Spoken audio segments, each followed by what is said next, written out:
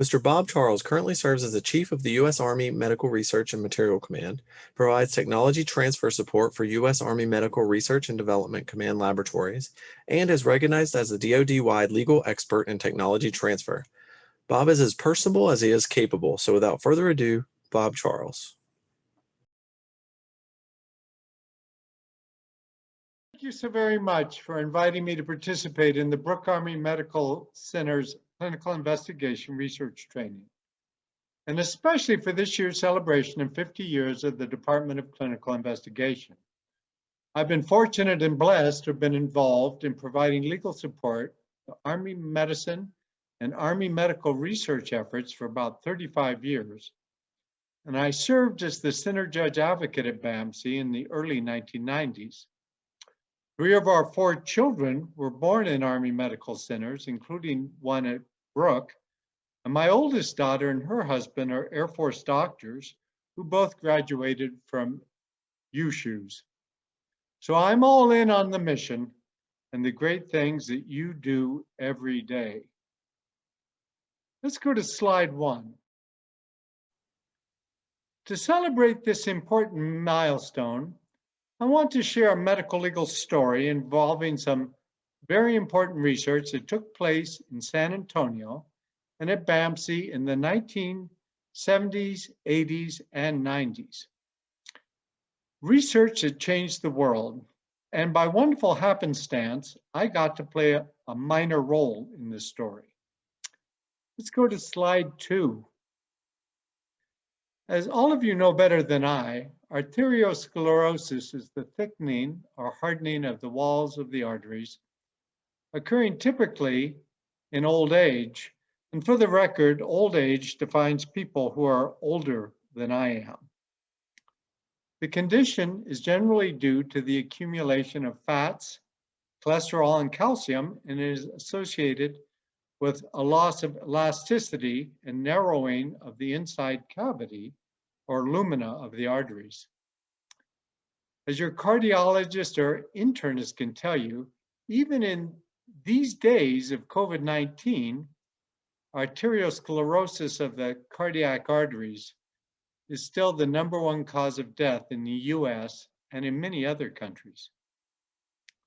Starting in the mid-1960s, the primary treatment for coronary arteriosclerosis consisted of a very invasive bypass surgery, which a healthy blood vessel from another part of the body was grafted onto the coronary artery, forming a detour or bypass around the afflicted region. However, this operation had multiple risks, including infection, organ failure, sustained chest pain, and impaired cognitive function. It required a multi-day stay in the hospital and months-long recovery at home. It was also very expensive. Because of all of these downsides, an alternative procedure was in high demand, and multiple research efforts were undertaken around the world. Slide 3. In 1977, Andreas Kreutzig, a German radiologist and cardiologist, performed the first successful percutaneous coronary angioplasty. In this procedure, a catheter attached to a small balloon is inserted into the afflicted artery. The balloon is expanded, compressing the accumulated plaque at that site, then withdrawn, which allows for increased blood flow. Angioplasty was a substantial improvement over bypass surgery in terms of invasiveness. That is to say that the surgeons didn't have to crack open the chest to do it.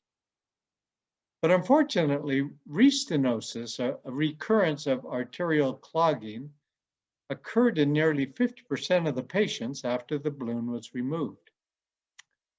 Another significant risk of angioplasty was that the affected vessel would collapse and the patient would crash shortly after the procedure.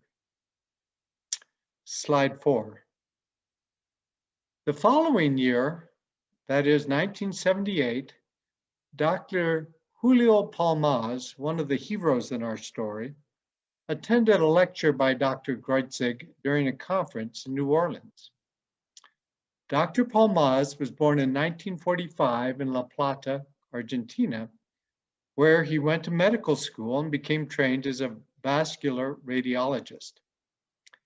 He moved to the United States in 1977, and he spent 3 years training in radiology at the VA Medical Center, associated with the University of California, Davis.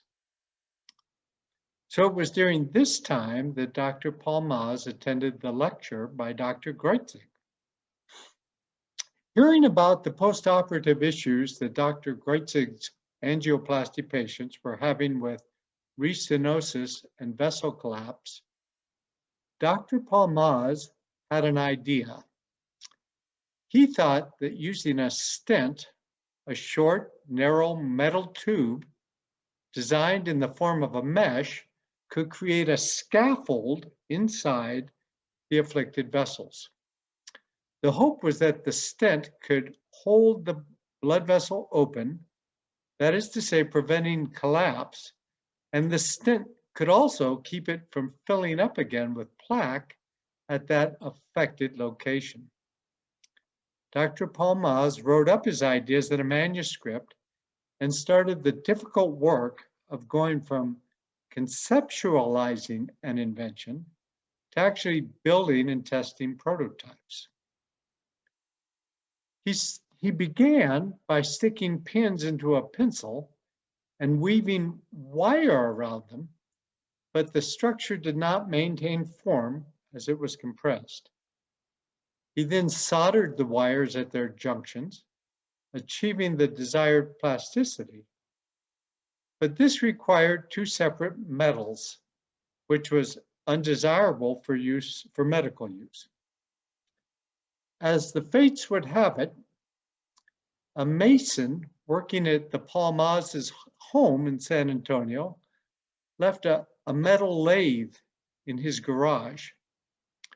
Looking at it inspired Dr. Palmaz to consider cutting holes in the metal tubing to create a collapsible structure that, once expanded, would remain rigid.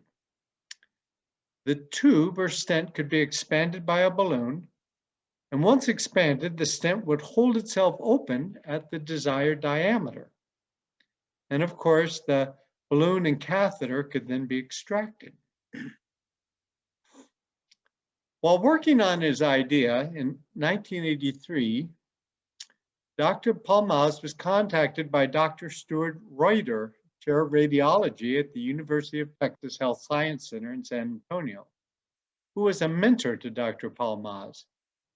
Dr. Reuter encouraged him to accept a position there in San Antonio at the school, and Palmaz did so, in part because he would have access to resources he needed to further his stent development. Dr. Palmaz eventually succeeded in creating a prototype of a stainless steel insertable mesh stent that could be expanded once inside the body to hold a blood vessel or artery open and allow blood to flow more freely. He began testing in animals with promising results. He also began shopping the technology around to medical device companies, but the response was lukewarm. In the technology transfer world where I belong, this situation is known as the Valley of Death. This is the place where ideas for new technologies run into the problem of needing lots of money for further development. But those with the money want more evidence first that the idea will actually work in practice and that the potential commercial marketplace is big enough and open to accepting this potential new way of doing things. In the medical field, because of the required clinical trials that are needed to obtain evidence sufficient to get FDA regulatory approval, getting across the Valley of Death is a journey accomplished only by the relative few. And of course, it helps to be rich to start with. A couple of years into his stay in San Antonio, in 1985, that was a momentous year for Dr. Palmaz. Let's go to slide 6. First, he met up with Army Major Richard Schatz. Dr. Schatz, who is a year older than I am, is from Queens, New York. He attended SUNY Buffalo as an undergraduate, and then he went on to Duke Medical School, where he graduated in 1977. He served his internship and residency at the old Letterman Army Medical Center in San Francisco.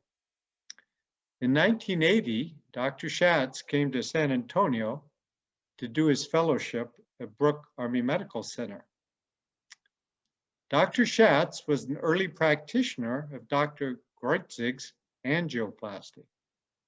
But like others, he grew frustrated with the procedure's failure rate. Some years later, during an interview, he commented, quote, "If you were a busy angioplasty guy and you did 10 cases in a day, as I was doing, every night, 1 or 2 patients were crashing and you were there all night," end of quote. Slide 6.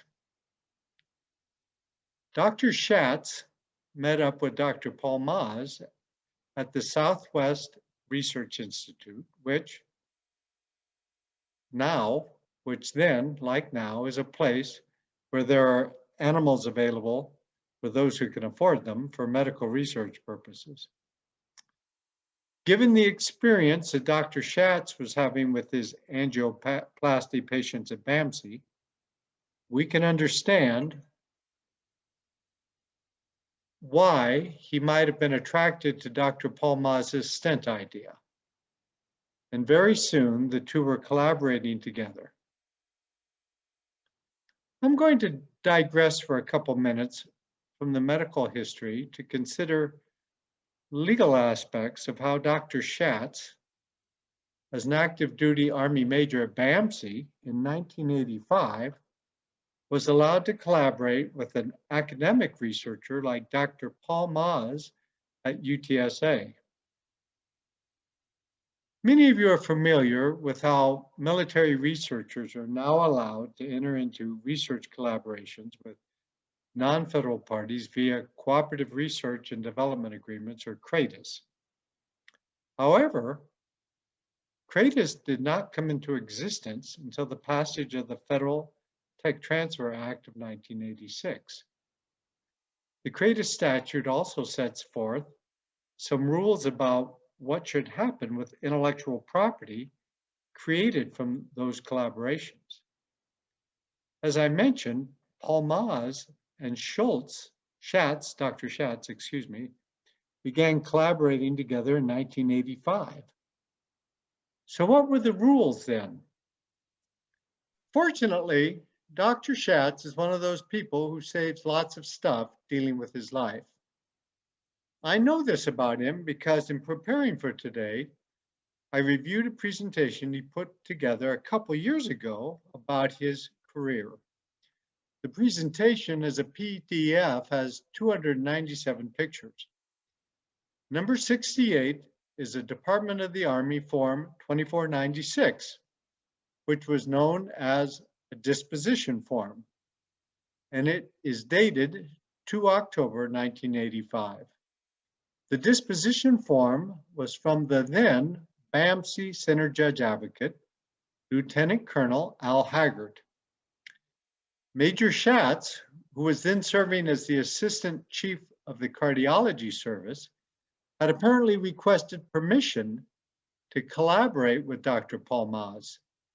In response to that request, Lieutenant Colonel Haggard prepared the disposition form, wherein he wrote, quote, "At the present time, there appears to be no problem with your intended involvement in the development of a medically related device, so long as it is done exclusively off-duty and that no government data or resources are used in the device or development thereof.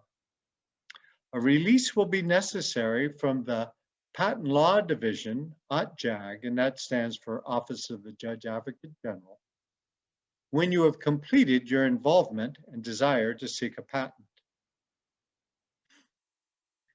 I have no reason to think that Lieutenant Colonel Haggart's legal guidance was not correct in 1985. And as I remember Al Haggart, he would have been supportive of helping in a case like this. However, there are two aspects of interest, at least to me. First, while it was okay for Dr. Schatz to have collaborated with Dr. Palmaz, as he did when they started in 1985, and that is to say, with no formal agreement between the Army and Dr. Schatz's employer and UTSA, Dr. Palmaz's employer. Following the enactment of the CRADA law in 1986, the Army and UTSA could have, at least in theory, have entered into a CRADA. I happen to have some of the original memoranda from the Army delegating authority out to enter these agreements.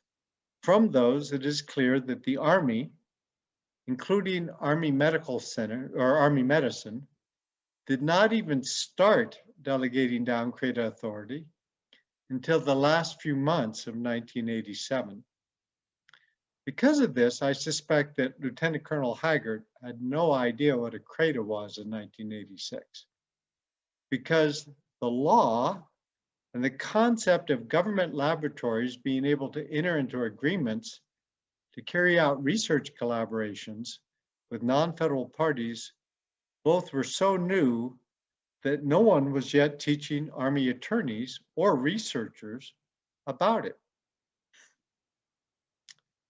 The second matter of interest to me is that while Dr. Schatz kept this disposition form for his records, he did not include, at least in his 297 slide presentation, any information about having received a release from the Patent Law Division of the Office of the Judge Advocate General about any inventions that arose during the course and scope of his collaboration with Dr. Palmaz. As you will see in a few minutes, a whole lot of money was at stake here. Getting back to our story, the collaborating partnership of Dr. Schatz with Dr. Palmaz proved to be crucial. Medical research, as many of you know, can be exhausting and exasperating. Doing research on animals, as in this case, was and is very expensive. But doing it was the only allowable way for these researchers to prove that their early prototypes would work as planned. But in 1985, Dr. Palmaz and Schatz needed further funding to support the research that they had going on. Let's go to slide 7. That's when another important player came onto the scene. Some of you might be familiar with the San Antonio and Texas legend, Phil Romano. Slide 8. Among other accomplishments, Phil Romano has played a vital role in clogging the arteries of millions of Americans through the generous portions of fat and cholesterol served in his restaurants. I admit to having taken advantage of the opportunity to indulge myself in these places a few times in my younger days when I still thought of myself as immortal. Anyway, in 1985, Dr. Schatz made the acquaintance of Phil Romano one day on the Dominion Country Club golf course in Bexar County. They got to talking, and a short time later, Romano agreed to invest $250,000, and that was a lot of money in 1985, which enabled the doctors to continue their animal research. As part of that investment, the three men also entered into a business partnership called the Expandable Graft Partnership. The company owned the patent filed in November 1985 for Dr. Palmaz's invention entitled an expandable intraluminal graft and method and apparatus for implanting an expandable intraluminal graft. Again, another short digression to contemplate what was going on here from my legal perspective. It was one thing for Dr. Schatz to have gotten permission in October 1985 to do research in his off-duty time with a UTSA academic. But by late 1985, he was doing research for a private business venture, the Expandable Graft Partnership, of which he was then a part owner. The potential for a conflict of interest between his federal medical practice with the Army and his own outside financial interest may well have called for greater scrutiny. And for the record, while I did not interview either Julio Palmaz or Richard Schatz to prepare myself for today, I did interview someone who was in the cardiology service at BAMC around this time. Someone who later served as commander of the U.S. Army Medical Research Material Command and as the commander of BAMC. When I asked this person during our interview about this period at BAMC, he recalled that BAMC was, quote, the Wild West, end of quote. Now back to the science. It appears that Dr. Schatz left the Army sometime in 1987. That same year, the first iliac stent was placed in a human, and a short time later, the first coronary stent was placed in a human. The partners' marketing efforts for their technology finally paid off when, slide 9, Johnson & Johnson licensed it for $10 million, plus royalties on sales back to the partnership.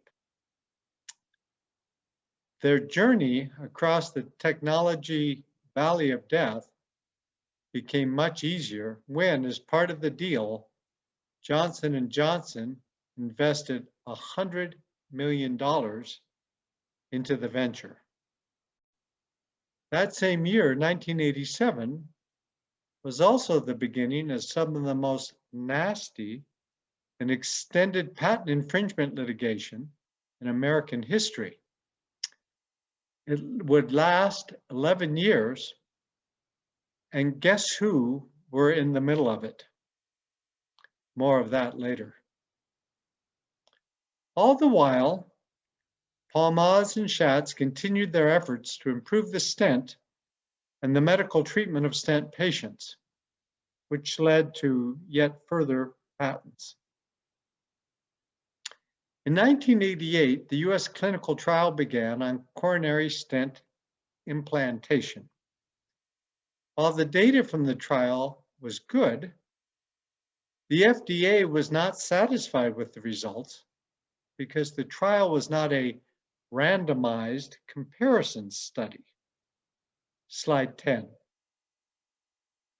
So in 1989, a large multi-center study entitled A Randomized Comparison of Coronary Stent Placement and Balloon Angioplasty in the Treatment of Coronary Artery Disease, also known as the STRESS study, began. The study was completed in 1993, and the results were published in the New England Journal of Medicine in August 1994. Slide 11. That same year, 1994, the stent was finally approved by the FDA for use in coronary arteries. And as Wikipedia tells us in Stent, in their article on stents, quote, though several doctors have been credited with the creation of the stent, the first FDA-approved stent in the USA was created by Richard Schatz and co-workers. Named the Palmaz Schatz Johnson & Johnson stent, it was developed in 1987. Again, that's in Wikipedia. And 1994 was the year that I got involved. I was working in my office in the old BAMC headquarters when I received a telephone call from the BAMC cardiology service. Though the person who called me gave his name, I can't remember who it was. I do remember that he told me about the stent and related that it had gotten FDA approval and that Johnson & Johnson was the owner. I was told that as a condition of the regulatory approval, the FDA was requiring that doctors who had never before used this technology needed to first watch the procedure be done by physicians who were experienced in its use. Thereafter, those learning the technique needed to be watched in their performance of the operation by those who were, again, experienced. I was told that BAMC had physicians who were experienced in stent implantation. Johnson & Johnson was asking if there was some way that these military doctors from BAMC who were experienced in using the stent could go into civilian hospitals in San Antonio and teach civilian physicians on the right technique and then stay to watch them perform per the FDA requirement. At the time of this phone call, I had been at BAMC for over 2 years, and I had never heard anything about Dr. Schatz or the stent. The person on the line did not tell me about Dr. Schatz's involvement in the research, or that he had some ownership perhaps in the IP. At that time in 1994, I was the most experienced medical law judge advocate in the Army. However, I had no idea whether there was a legal way that we could allow Army doctors to go perform surgery at civilian facilities on non-beneficiaries, and all on behalf of a commercial entity like Johnson & Johnson. I doubted that it could be done, but I did understand the importance of the request, and I was determined to find out what was possible. After looking around in what books I had and binders that I had, I called up the legal office of the Army's Medical Research and Material Command at Fort Detrick, Maryland, which is where I work now. And I explained the situation to the then senior counsel, Jay Winchester, who I had met a few months before at a symposium. Jay suggested to me that perhaps we could try a CRADA. My response verbatim was, quote, "That's great. What's a CRADA?" End of quote. Slide 12. I soon found out. And after a couple months, we had the Army Medical Command's second CRADA signed. On the Army side, it was signed by the director of what was then the Clinical Investigation Research Office, which was part of the AMED Center and School. Within 4 years of gaining FDA approval, the Palmaz Schatz stent had 80% of the business, which is a remarkably quick adoption of a medical technology. The profits to Johnson & Johnson were fabulous. So fabulous, in fact, that in 1999, Johnson & Johnson paid, let's go to slide 13, $500 million to the three amigos, Palmaz, Schatz, and Romero, the owners of the expandable graft partnership, so that Johnson & Johnson could own all the license rights to their patents. In addition to being crazy profitable, Palmaz and Schatz received many prestigious awards and significant recognition for their work. Slide 14. In 2002, Intellectual Property magazine named the Stent as one of 10 patents of the 20th century that changed the world. My family and I left BAMC in the summer of 1994 for Landstuhl.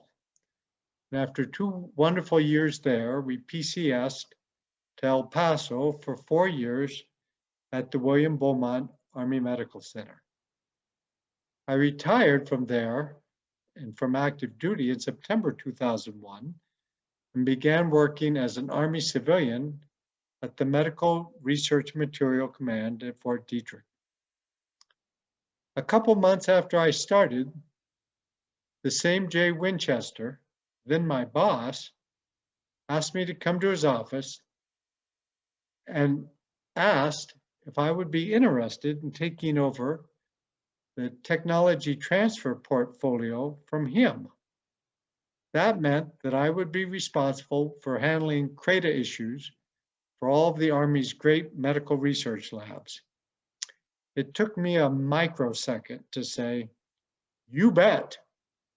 And I took all the related files off of Jay's desk and I walked out, and I have never looked back. That same year, or around that same year, around 2009, the Clinical Research Investigation Office was transitioned from the AMED Center and School to Fort Detrick. 2009, the CIRO, the Clinical Investigation Office, was transitioned from the AMED Center and School to Fort Detrick to be part of my Medical Research Material Command. Since that time, I have handled the legal aspects of all CRADAs from Army MTFs. It was also around that time, in 2009, that I was invited by the Air Force medical research folks at the 59th Medical Wing to come down to San Antonio to give a presentation at a symposium to local businesses about how those businesses could collaborate with military researchers. The first speaker at the symposium was the president and CEO of the San Antonio Chamber of Commerce. She gave a short history of collaborations between local businesses and academia and the military in San Antonio, and she focused much of her remarks on that coronary stent, the work of Doctors Schatz and Palmaz. Her presentation was the first time I ever heard the name of Julio Palmaz. When I later got back to Maryland, I started doing some internet research and found out about Richard A. Schatz, Army physician and pioneer researcher who helped change the world. Probably everyone listening to this presentation has a friend or relative who has had a heart stent implanted among the 100 million people who have, and more than 1 million who continue to each year. Bill Clinton and Mother Teresa are among those to benefit from this extraordinary advance in medical technology. By the way, that patent infringement lawsuit I mentioned above that started in 1987, it was Johnson & Johnson versus Boston Scientific Corporation and Medtronic Incorporated. as you know, all heavyweights. The court awarded Johnson & Johnson $1.2 million, the largest patent infringement award in history. Since my first involvement with ACRADA in 1994 at BAMC, I have provided legal counsel to Army medical labs and MTFs on approximately 4,000 such agreements. I have traveled to Europe, Asia, Africa, and Australia to negotiate opportunities for our researchers to move forward and advance the research and development of both Army inventions and others' inventions, all that have interest for military medicine. My career serving Army medicine has brought me a great deal of joy and satisfaction. I love what I do, and I'm still all in. Thank you all.